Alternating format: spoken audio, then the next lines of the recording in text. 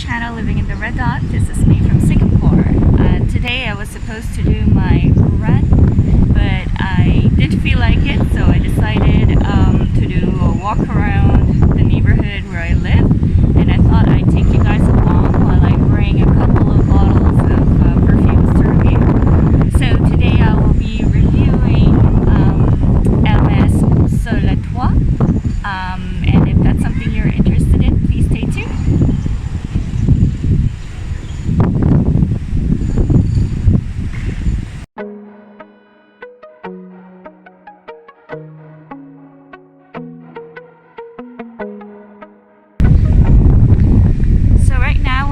About 5 minutes, no, maybe like 10 minutes walk away from where I live, and this right now where I am is a park connector connecting parks here in Singapore.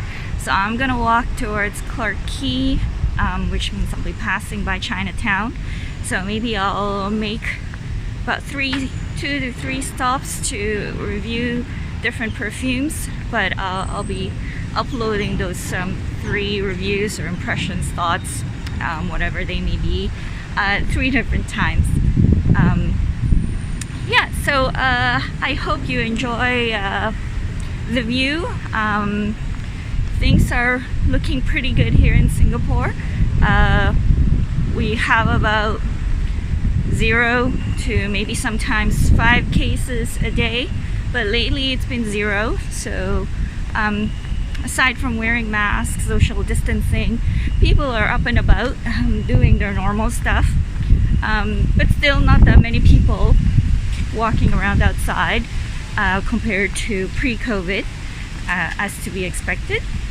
So I'm just gonna go find a seat and then we'll take out the first perfume to review. So I found a seat, and this will be, I guess, the first spot where I will do my review. There's a Japanese restaurant there. It's quite famous. There's quite a long lineup before lunchtime.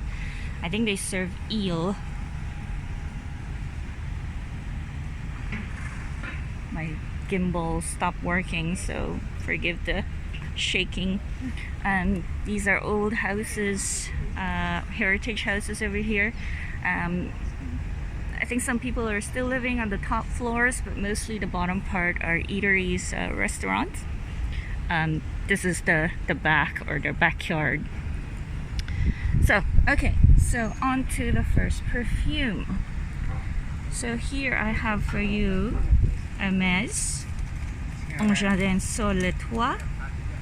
It's from the Jardin series, and so far this has been my favorite. I don't own a lot of fresh perfumes, and this is one of the few. I really enjoyed this perfume. I believe it came out in 2011. It's quite a green, fresh, kind of fruity scent, and I really love the inspiration over this. The inspiration is the roof garden on top of the Hermes headquarters building in France, and the notes represent the actual plants that they have in that roof garden. So I don't think there's an actual pyramid. It's quite a linear scent, at least to me, and they've got like 3 prominent trees in that roof garden, and they are represented here in this perfume. They've got apple, pear, and magnolia. So the apple and the pear, they're quite fresh. They're like freshly cut fruit. They're not syrupy sweet. They're really like kind of fresh cut fruit type of smell. So it's quite refreshing and gives that fruity scent. It also has rose, of course. There are flowers in that garden, and rosemary, which is an herb. So I think that rosemary adds a bit of an herbal kind of greenish scent to it, And not only that, the note or smell of grass is here as well, which to me it creates a nice backdrop, and it makes the scent a bit unusual, along with the rosemary. A lot of people compare this with Sur Le Nil, which I've tried to love, but I just can't. There's just something about Sur Le Nil that doesn't agree with me. I tried it 3 times, 3 different times, and I just find that the scent was a scrubber. I believe it may be too aquatic, or it's that lotus note that my skin just doesn't agree with. There is another perfume that has a lotus note that my skin can't handle, and I think it's by Kenzo, maybe Kenzo Parfum. I'll have to look it up, but I think that's what it's called. So yeah, so I really enjoy this. I've sprayed this after my runs, or before and after my runs, and I've used a bit, not a lot, because I still feel like Hermes is such an expensive perfume that I don't want to overspray it. For an I think it's an eau de toilette. So for an eau de toilette, yes, it's an eau de toilette. For an eau de toilette, it lasts a pretty long time. Considering I run in the heat here in Singapore, right now it's about 28 degrees, slowly creeping to a regular 30, 31, 32 degrees.